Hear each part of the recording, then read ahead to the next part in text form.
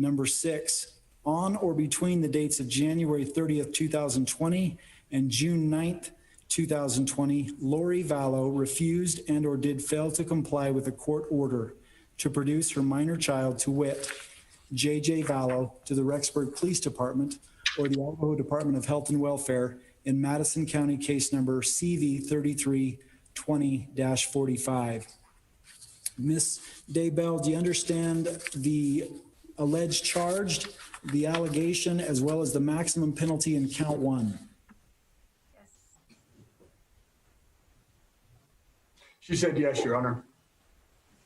All right, we'll move on to count 2 then. Count 2 is also a charge of conspiracy to commit destruction, alteration, or concealment of evidence, a felony, a violation of Idaho Code Section 182603 and 181701. It's punishable by that same amount, up to 5 years in the state penitentiary and up to a $10,000 fine. It alleges the defendants Chad Guy Daybell, Lori Vallow, and or another person or persons on or between the 9th day of September 2019 and the 9th day of June 2020 in the county of Fremont, state of Idaho, and or elsewhere did willfully and knowingly combine, conspire, confederate, and agree to commit destruction, alteration, or concealment of evidence in a felony proceeding, inquiry, and or investigation authorized by law, with the intent to prevent it from being so produced, used, and or discovered, to wit, the human remains of Tylee Ryan, which is in violation of Idaho Code Sections 182603 and 181701. Overt acts. In furtherance of the conspiracy to commit destruction, alteration, or concealment of evidence, and to affect the objects thereof, one or more of the following overt acts were committed by one or more of the subjects of the conspiracy within Fremont County and or elsewhere. Number 1, on or about September 9th, 2019, Chad Guy Daybell sent text messages to another for the purpose of disguising the destruction, alteration, and or concealment of the human remains of Tylee Ryan on his property. Number 2, on or about November 26, 2019, Lori Vallow provided false information to law enforcement regarding Tylee Ryan's attendance at BYU, Idaho, and or her current housing situation. Number 3, on or between the dates of January 30th, 2020 and June 9th, 2020, Lori Vallow refused and or did fail to comply with a court order to produce her minor child, Tylee Ryan, to the Rexburg Police Department or the Idaho Department of Health and Welfare in Madison County case number CV 3320-45. Ms. Daybell, do you understand the charge in count 2 and the maximum penalty associated with that? Yes. Ms. Daybell, do you understand that those 2 penalties could run consecutively, one after the other, or they could run concurrent, meaning at the same time?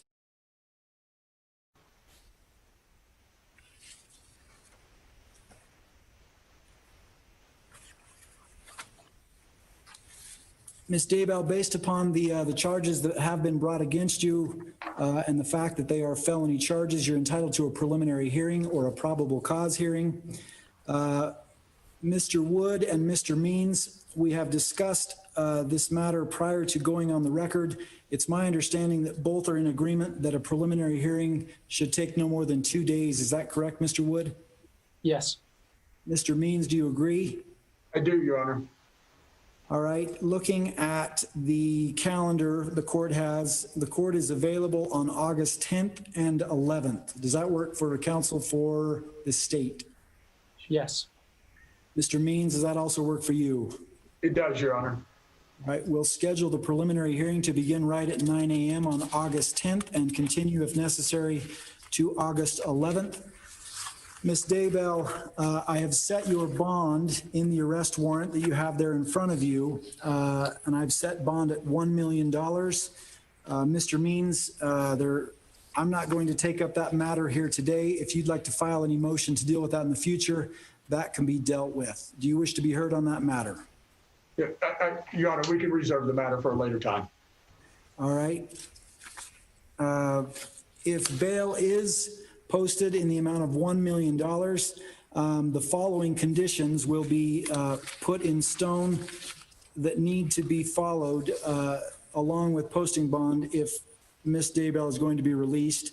Number one, she must sign a waiver of extradition provided by the Fremont County Office of the Sheriff. The prosecutor must approve the waiver of extradition by his signature on the waiver. A copy of the waiver of extradition must be filed with the court. Number two, the defendant shall reside within the boundaries of Bonneville, Jefferson, Madison, and Fremont counties within the state of Idaho. The defendant shall not leave these counties for any reason. Number three, the defendant shall provide the court with her current address and shall not change her address without notifying the court. Number four, the defendant shall keep regular contact with her attorney. Number five, the defendant shall appear for all court appearances. Number six, the defendant shall obey all laws of the state of Idaho and the United States. Number seven, the defendant will sign up for pretrial services with Fremont County and check in with pretrial services on a weekly basis or as directed by the pretrial services. Number eight, the defendant shall have absolutely no contact with the victims' families and or any of the state's witnesses in this case. Contact shall include, but not be limited to, verbal contact, written contact, visual contact, text messaging contact, email or internet contact, and or telephonic contact. Such contact shall also include contact through third parties. Number nine, the defendant must wear an ankle monitor 24 hours a day, 7 days a week. She must have the ankle monitor in place before she is able to be released from the Madison County Jail, which is holding her for Fremont County. Any violations of the geographical limitations imposed herein must be reported immediately to the Fremont County Sheriff's Office and the court.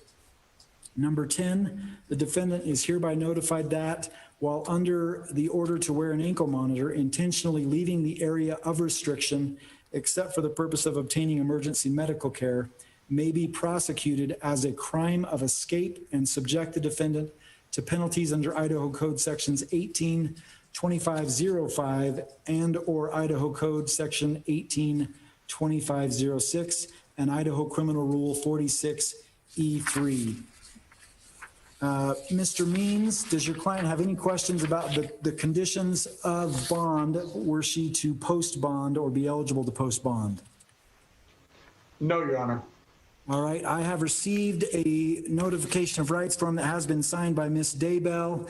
Mr. Means, I think I received this before she had a chance to meet with you. You've reviewed this notification of rights as well, is that correct? I have, Your Honor. All right. Ms. Daybell, just so we're clear, you're being represented by Mr. Means and you're retaining him privately, is that correct? Yes. Mr. Means, the court is inclined to ask one question here today. Number one, because the charge that's been listed here in the information does pertain to conspiracy, Mr. Means, have you ever represented any of the alleged co-conspirators that are set forth in the criminal complaint? No, Your Honor, other than Mrs. Daybell. Okay. All right. With that, Your Honor, I need to interject. At a bail reduction here in Madison County, Mr. Means did represent to the court that he was also representing Mr. Vallow. Now or Mr. Daybell. He didn't represent, there was no criminal matter against him at that time, but I do think that's appropriate to know. all right. It sounds like there's a disagreement there. What I'm going to ask the parties to do, ultimately, there's a question of whether or not a conflict exists, and I'm going to ask each of the parties to submit what their request is regarding that issue so that the court can make a decision as soon as is possible and as soon as is necessary based upon that issue. Anything else that we need to take up here today, Mr. Wood? Not from the state. Mr. Means, anything else that we need to take up here today? No, Your Honor. All right. Madam Clerk, is there anything that I've forgotten here? All right, we'll be in recess pending. Mr. Wood, did you raise your hand there? No. Okay. We'll be in recess pending that hearing on August the 10th and 11th. Thank you all for appearing here today. We'll close up. Thank you, Your Honor. Thank you.